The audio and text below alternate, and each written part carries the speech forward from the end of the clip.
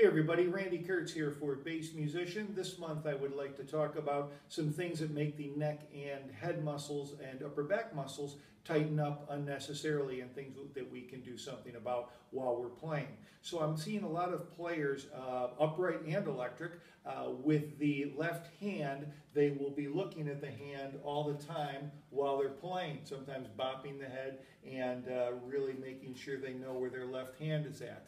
Well, that's fine. You have to know what you're playing, certainly, but if you're going to be playing something like this, and you're going to be playing in the same position all the time, you really don't need to be looking at each note that you play because you know you're going to be playing there.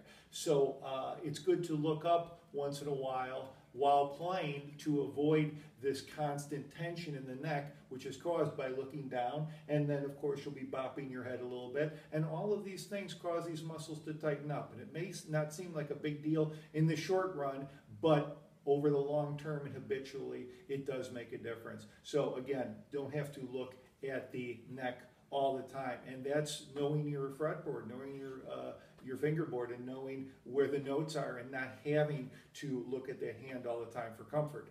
Same thing with the right hand. If one is looking at the right hand, you have to get your thing together. You see where you're playing, etc., etc.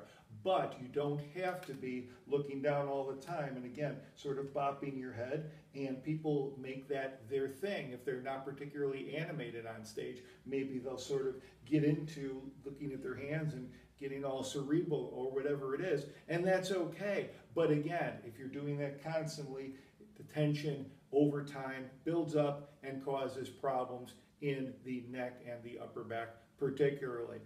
Back to the left hand. If you're not playing and you've got your hand on the neck of the instrument, kind of waiting for the next song to come or waiting for your next passage or whatever it is, you don't have to do that. Drop the hand, shake it out a little bit, drop the shoulders a little bit, roll the shoulders a little bit. You don't want to have these positions that you're putting yourself into to play the instrument become constant and habitual and repetitive.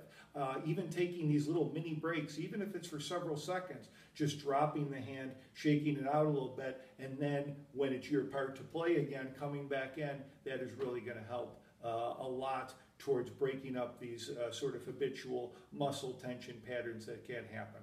Okay, so Randy Kertz for Bass Musician. Again, just keep an eye on your hands and make sure that you're not keeping an eye on them all the time. As always, I can be reached at www.drkertz.com. You can reach me via email through the site. You can get my book, The Bassist Guide to Injury Management, Prevention, and Better Health, through that site, and also it is now available as an ebook from www.bassbooks.com. Until next month, Randy Kertz signing off.